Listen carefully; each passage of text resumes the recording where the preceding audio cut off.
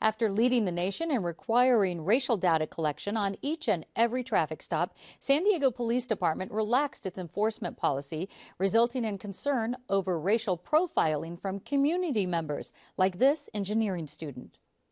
It's not usual, can I have your license or registration? It's usually, for me, it's, are you in a gang? Are you from such gang? Are you on parole? Are you on probation? Are you carrying a weapon? Do you have drugs in your car? Before they even ask me my license.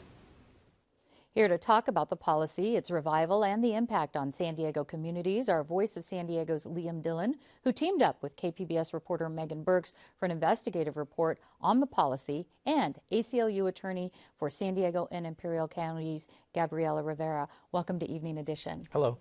I do want to say before we get started that Police Chief William Lansdowne was in our radio studio today on Midday Edition, but declined to join us for this interview on Evening Edition. And that said, Liam, San Diego's police department was an early adopter of collecting this kind of data.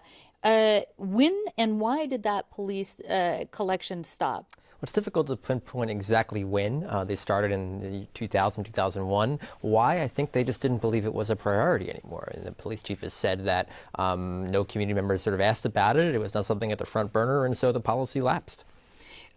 He issued a memo to reinstate the enforcement policy back in October. What did he tell you about his reasoning for kind of having this resurgence? Sure, and so New York City right now is having a high-profile argument over its policy of stopping and frisking pedestrians. There's a court battle over it. The most recent judge threw it out as unconstitutionally racially biased by stopping more African Americans and Hispanics than the population would otherwise indicate. There's also a lawsuit here in San Diego where the city recently settled for $450,000 involving a traffic stop of two young minorities in City Heights, 2010. Both those things are sort of happening at the same time. This sort of reactive approach, kind of prompted by New York City and by this lawsuit, is why the chief decided to collect this data again. And those are sort of outside influences. But Gabriela, the ACLU holds these Know Your Rights meetings regularly in San Diego communities where there's a high percentage of minority residents.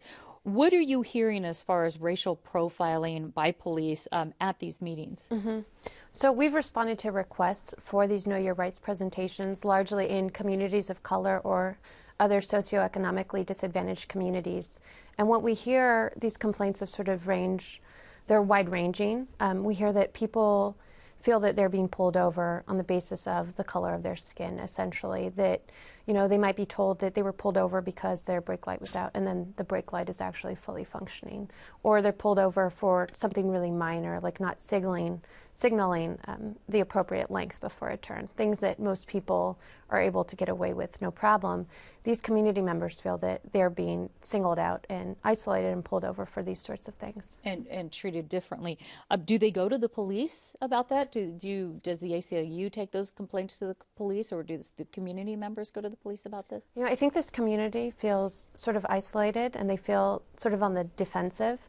They've had to, instead of being able to act proactively and take these complaints to the police, they've instead asked for the ACLU and other advocacy organizations to come speak with them and teach them about how they can respond in a way that helps them to cope. And it's sort of a much more defensive posture.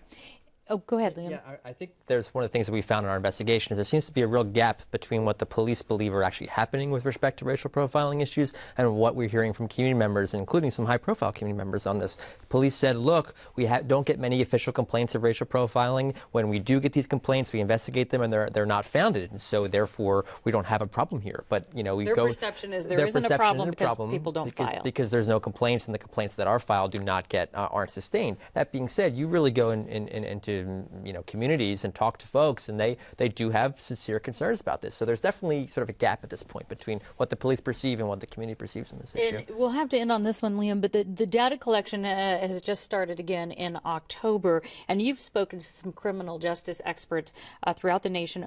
What do they say about how this data should be used? Well, it's the best practice. You want to monitor what police are doing, particularly because traffic stops tend to be the most frequent contact between police officers and the public. So regardless of race. You want to monitor this to see what police are doing. That being said, it's not a panacea. There are other things that need to be done, whether it be training, outreach, all those sorts of things, policies to make sure that this is something that does not happen with regularity in the department. Okay, well, we have a lot more on our website, kpbs.org. Liam Dillon and Gabriela Rivera, thank you so much. Thanks for having us. Thank you.